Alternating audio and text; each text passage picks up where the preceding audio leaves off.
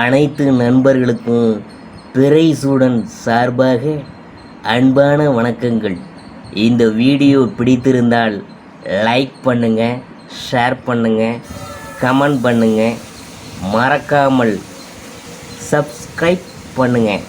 வாங்க வீடியோ பார்ப்போம். கேது பகவான் காரகத்துவங்கள். வாழ்க்கையை அப்படியே புரட்டி போட்டு நல்லதை கெட்டதாகவும் கெட்டதை நல்லதாகவும் தலைகீழாக மாற்றுபவர் கேது பகவான். மனதை பாதிக்கும் மாற்றங்கள், இருக்கும் இடத்திலிருந்து வேறு இடத்துக்கு மாற்றுதல் போன்றவற்றை கேதுதான் ஏற்படுத்துவார். கேது பகவான் ஒவ்வொரு வாழ்க்கையும் அவங்களுடைய ஜாதகத்தில் இருக்கும் அமைப்பை பொறுத்து எத்தகைய மாற்றங்களை ஏற்படுத்துவார். சோசியத்தில் கேது பகவானுக்கு மாற்றங்களை தரும் கிரகம் என்று பெயர். ஒருவரின் வாழ்க்கையில் முக்கியமான மாற்றம் சூழ்நிலை காரணமாக எடுக்கும் நிலைப்பாடு ஆகியவை. இவரின் தசை, புக்தி அந்தரங்களிலோ அல்லது கேதுவின் சாரம் போன்ற தொடர்புகளில் பெற்ற கிரகங்களின் தசை, புக்தி அந்தரங்களில் தான் நடக்கும். ஒருவருக்கு வேலை கிடைக்கிறது, வேலை பறிபோவது, வாழ்க்கையை தலைகீழாக்கும் நல்லது கெட்டதுமான மாற்றங்கள் போன்றவற்றை கேதுதான் தருவார். சரராசிகளான மேஷம், கடகம், துலாம், மகரம் போன்றவற்றில் அமர்ந்து 8, 12ஆம் இடங்களுக்கு தொடர்பு கொண்டாக இருக்கும்போது கேது ஒருவரை வெளிநாட்டில் நிரந்தரமாக குடியேற வைப்பார். தான் அமரும் பாவத்தை கெடுத்து பலன்களை தரும் ராகு பகவான் போல கேது கெடுப்பது இல்லை. அமரும் வீட்டை பலவீனமாக்கும் அளவுக்கு அதிக பலமான கேதுவுக்கு கிடையாது. திருமணம் மற்றும் புத்திர தோஷங்களை கொடுக்கக்கூடிய 2, 5, 7, 8 இடங்களில் ராகு இருப்பது போன்று இவர் கெடுபலன்களை செய்வது இல்லை. கடகம், சிம்மம், தனுசு, மீனம் ஆகிய லக்கணங்களுக்கு சுப சூட்சம வலுவுடன் லக்கண சுபர்களின் தொடர்பு இருக்கும் நிலையில் கேது தன்மைகளை செய்வார். செவ்வாயின் லக்கணங்களான மேஷம், விருச்சகம் ஆகிய 2க்கும் லக்கணாதிபதியாக போல செயல்பட்டு நன்மைகளை செய்வார். 6ஆம் 8ஆம் வீட்டுக்குடையவங்கள் தொடர்பு ஏற்பட்டு மிகவும் இக்கட்டான சூழ்நிலையில் இருக்கும்போது மேற்கண்ட 6 லக்கணங்களுக்கும் கேது சாதகமற்ற பலன்களை தருவார். கேதுவுக்கு விருச்சகம், கன்னி, கும்பம் ஆகியவை நன்மைகளை தரும் இடங்களாக இருந்தால் சில மூல நூல்களில் மேஷம் முதல் கன்னி வரையிலான 6 இடங்களில் இருக்கும் ராகு நன்மைகளை செய்வார் என்றும், துலாம் முதல் மீன வரையிலான 6 இடங்களில் இருக்கும்போது கேது நன்மைகளை செய்வார் என்றும் குறிப்பிடப்பட்டிருக்கிறது. மேஷம், கடகம், துலாம், மகரம் ஆகிய சரராசிகளில் இருக்கும்போது ராகு கேதுக்கள் தங்களின் தசா புத்தி நடக்கும்போது ஒருவருக்கு இருக்கும் நிலைகளில் மாற்றங்களை தருவார்கள். அதுபோல வேலை, தொழில், வாழ்க்கை, இருப்பிடம் போன்ற அனைத்து நிலைகளிலும் இருக்கும் தனித்தனியாக ஒவ்வொரு லக்கணத்துக்கும் கேது என்னென்ன பலன்களை அளிப்பார் என்று பார்க்கும்பொழுது மேஷ லக்கணத்துக்கு 1, 4, 7, 10ஆம் வீடுகளில் குருவுடன் கேது சேர்ந்திருக்கும் பொழுது கேல யோகம் எனப்படும் கோடீஸ்வர யோகத்தை தருவார். 9ஆம் வீடான தனுசு, 11ஆம் இடமான கும்பத்தில் இருக்கும் நிலையில் மேன்மை பலன்களை செய்வார். அடுத்தபடியாக ரிஷப லக்கணத்துக்கு 5, 7, 10ஆம் இடங்களில் இருக்கும் நிலையில் ஓரளவுக்கு சாதகமான பலன்களை செய்வார். 11ஆம் இடமான மீனத்தில் இருக்கும்போது வெளிநாடு தொடர்பான நன்மைகள் இருக்கும். 5ஆம் இடமான கன்னி கேதுவுக்கு பிடித்த வீடு என்பதால் இங்கே சூரியன், செவ்வாய், சனியுடன் இணைந்திருக்கும் நிலையில் நன்மைகளை செய்வார். அடுத்தபடியாக மிதுன லக்கணத்திற்கு 4ஆம் இடமான கன்னியில் சனியுடன், 6ஆம் இடமான விருச்சகத்தில் தனித்தும், 9ஆம் வீடான கும்பத்தில் குரு அல்லது புதனுடன் இணைந்தும் தசை நடத்தும் நிலையில் நல்ல பலன்கள் இருக்கும். 7ஆம் இடமான தனுசிலும் 10ஆம் இடமான மீனத்திலும் இருக்கிறது நன்மை தரும் அமைப்பு தான். அடுத்தது கடக லக்கணத்தை பற்றி பார்க்கும் பொழுது கடக லக்கணத்துக்கு 3 மற்றும் 5இல் கேது தனித்துவ குருவுடன் இணைந்து அல்லது குரு பார்வையில் இருக்கும் நிலையிலோ கேதுவால் நன்மைகள் இருக்கும். 8ஆம் இடமான கும்பத்தில் சனியின் தொடர்பு ஏற்படாத வரை கெடுதல்களை செய்ய மாட்டார். 6ஆம் இடத்தில் கேது தனித்து இருப்பது நன்மைகளை தராது. சிம்ம லக்கணத்துக்கு 2, 4, 5, 9, 11ஆம் இடங்களில் இவர் நன்மைகளை செய்வார். இந்த லக்கணத்தின் பாபரான 6 சனியின் தொடர்புடைய அவர் பெறுவது நன்மைகளை தராது.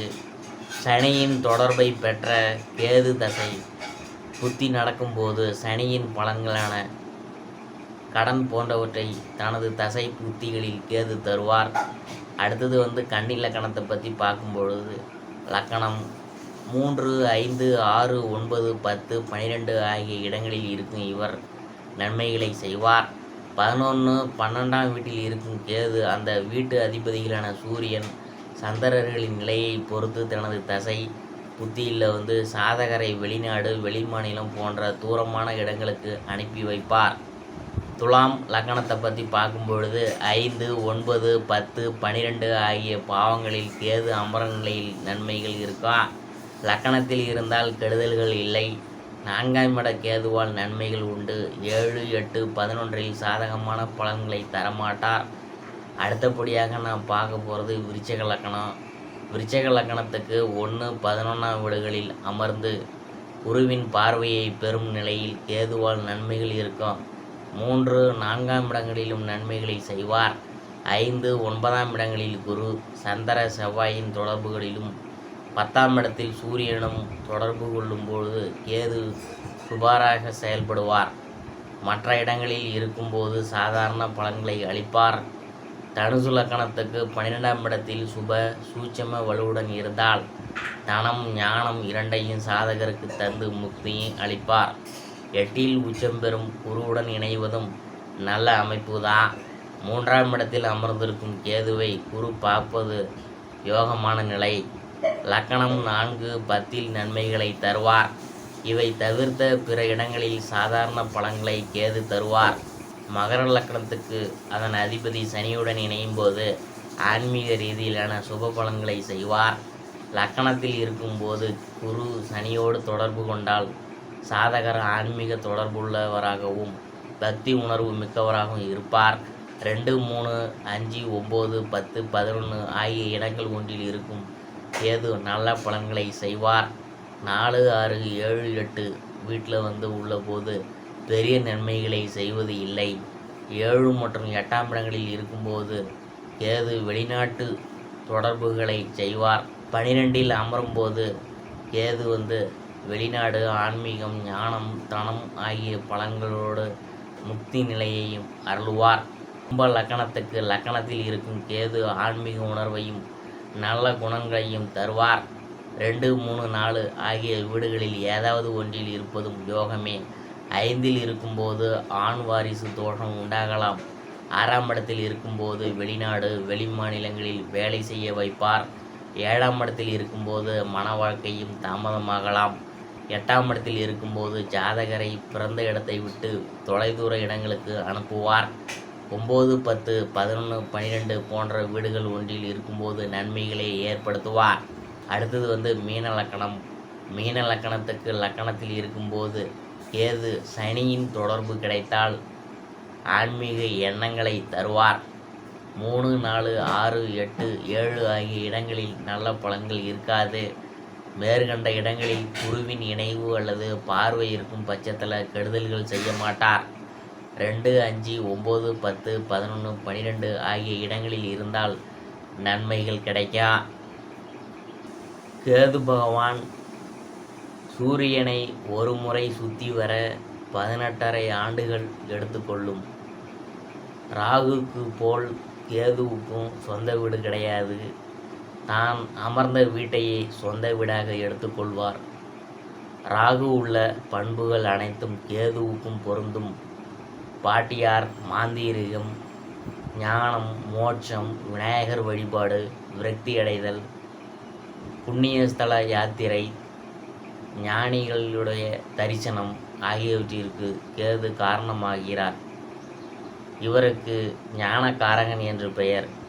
வேதாந்த அறிவு நுட்பங்களும் மோட்சத்திற்கும் எந்த ஒரு பிரச்சனையில் இருந்தும் விமோச்சனம் பெறுவதற்கும் காரகத்துவம் உள்ளது கேது.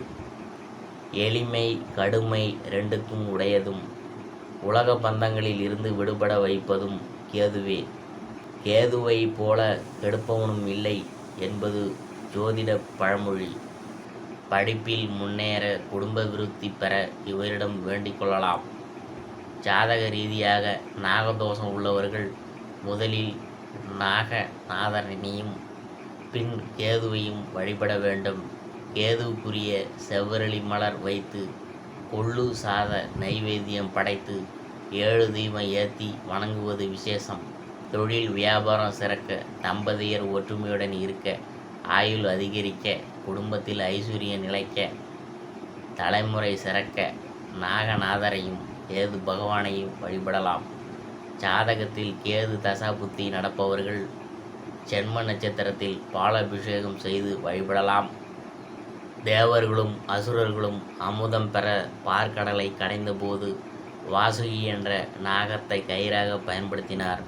தொடர்ந்து பார்க்கடலை கடைந்ததால் வாசுகி பலவீனமடைந்தது. ஒரு கட்டத்தில் களைப்பால் விஷத்தை உமிழ்ந்தது. பயந்து போன தேவர்கள் சிவனிடம் முறையிட்டனர். அவர் விஷத்தை விழுங்கி தேவர்களை காப்பாற்றினார். தனது விஷத்தை சிவன் விழுங்க வேண்டிய நிலை ஏற்பட்டதாக வாசுகி வருந்தியது. அதாவது சிவ அபச்சாரம் செஞ்சதுக்கு பிராச்சித்தமாக தவம் இருந்தது. வாசுகிக்கு காட்சி தந்த சிவன் பாவ விமோச்சனம் கொடுத்ததோடு அதன் தியாக உணர்வை பாராட்டினார். அப்போது வாசுகி தனக்கு அருள் செய்த கோலத்தில் தன் காட்சி கொடுத்த இடத்தில் எழுந்தருள வேண்டும் என்று வேண்டியது. அதன் வேண்டுதலை ஏற்ற சிவன் நாகத்தின் பெயரை தாங்கி நாகநாதர் என்ற பெயருடன் இத்தலத்தில் அமர்ந்தார். நிறம் சிவப்பு மலர் செவ்வள்ளி, தானியம் கொள்ளு, திசை வடமேற்கு, காரகம் ஞானம் மோட்சம், உச்சம் விருச்சகம், நட்சத்திரங்கள் அஸ்வினி மகம் மூலம், பால் அலி, நட்பு கிரகம் சனி சுக்கிரன், பகை கிரகம் சூரியன் சந்திரன் செவ்வாய், சமம் புதன் குரு, திசை காலம் 7 ஆண்டுகள், கோச்சார காலம் 1.5 வருஷம். சித்திரகுப்தன் இவருக்கு அதிதேவதை, பிரம்மன் பிரத்யேதி தேவதை, வடமேற்கு கேதுவிற்கு உரிய திசை, வைடூரியம் கேதுவிற்கு உகந்த ரத்தனம். எடுத்துக்காட்டாக 12இல் கேது இருந்தால் அவருக்கு மறுபிறவி கிடையாது என்பார். இது வாக்காக சொல்லப்பட்டாலும் அவற்றை ஆராய்ந்து பார்க்கணும். 12இல் கேது இருந்தால் அவர் ஒரு மனிதனை ஏதாவது ஒன்றில் அடிமை வலையில் சிக்க வைப்பார். தர்மத்தின் வாழ்வுதனை சூதுகவும் என்று பாரதி கூற்றுக்கு ஏற்ப கேது என்பவர் சூது என்ற சூட்சமும் அடங்கும். மனிதனுக்கு கர்மத்தை உபதேசிக்கக்கூடியவராக கேது விளங்குகிறார். தன்னை யாராலும் வெல்ல முடியாது, தன் திறமையால் எதையும் செய்துவிடுவேன் என அகம்பாவம் கொண்டால் அது கேதுவாகிறது. எல்லா சக்திக்கும் மேல் ஒரு இறை சக்தி உள்ளது என்பதை நாம் உணர்ந்திருக்கிறோம். இருப்பினும் சில சமயங்களில் யாருடைய தயவும் தேவையில்லை என நினைப்பதால் தான் ஏற்படக்கூடிய பலன்களை தருவது கேது. இறை சக்தியை நாடச் சொல்லி உணர்த்தக்கூடியது. மனிதனின் பாவ புண்ணிய கணக்குகளில் அடிப்படையில் நம்மை உணர வைத்து நம் சிறப்பான நிலையை அடைய பல மாற்று வழிகளை காட்டுவார் கேது பகவான். இருப்பினும் கேது பகவான் காட்டும் வழிகளை எளிதாக கடந்துவிட முடியாது. அவர் மனது வைத்தால்தான் நாம் அடுத்த நிலையை அடைய முடியும். இவர் கொடுக்கும் வாய்ப்புகள் நடுக்கடலில் இறங்கி கப்பலை தள்ளுவது போன்றது. அது முடியாத காரியம். ஆனால் நாம் நீந்தி கரையை அடையக்கூடிய சற்று கஷ்டமான மற்றொரு வழியை கொடுக்கக்கூடியவர். நாம் கஷ்டப்பட்டு நீச்சல் அடிக்கும்போது பல நீர் சுழற்சி அலைகள் உருவாக்கி அந்த சிக்கலான சூழலை கடக்க பல சோதனைகளை முன்வைத்து நாம் அதிலிருந்து மீள முயல்கிறோமோ என்பதை சோதிப்பார். கேதுவின் இறுதிக்கட்ட பிடியின் போது நான் நீ என்ற அகந்த எண்ணத்தை நீக்கி நாம் நமக்கு என்ற உயர்ந்த எண்ணத்தை தரவல்லவர்.